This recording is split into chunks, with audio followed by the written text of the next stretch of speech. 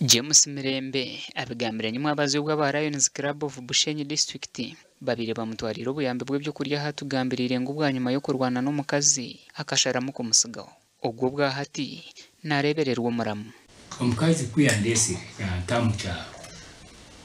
yagenda ati nyomu buteka toke byo tinkumanya we chabiri nateka teko kwiyandese yamjanti na kwasabu wani so tokurebera no atokundebera ni muramu wanje James nagira ngo nasema ruhango wa kugira ngo akaba muhire talenti eyo ku designing ebintu no kusiga ebishani ngo konko bwa hatakapira ko bamutiremo kamuhindukira kabaro mu nkito uku naka kapira katabuka kapira kutabuka mbakubi ataba baba bayino kuntwara mbwangu mwirwaro kureba naka natebekana Echo kusinga yo kumukwase naku myaka nkaga nene yasya Mirembe nagira ngo atandikire kwehwa amasiko ati yo nkwe kushaba ubuyambi na yesaba kunshemeza kunya mu kapira aka taine maguru na sheshero mu kapira ine prostate cancer kandi nempumi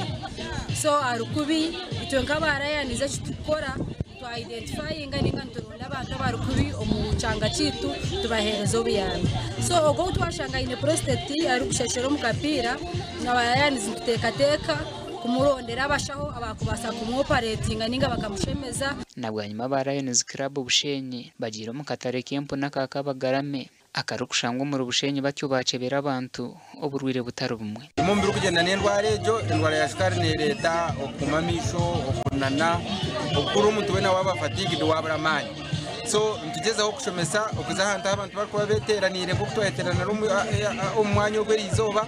shomesa abantu okubashimye kubana barya okubashimye kubana bareberera amagara gabo orukure kibine cya Lions Club mu ihanga ryona ninga shoro kumanywa nka Governor Helen Christine Amongine agize ngo baza kugezaho nagabo okwera Mirembe. We are going to connect him with a doctor from the Baptist Hospital, Adventist Hospital, because that is where he goes for treatment, and he has got prostate. He's on a tube, and therefore our responsibility, and me as the governor, I'm going to direct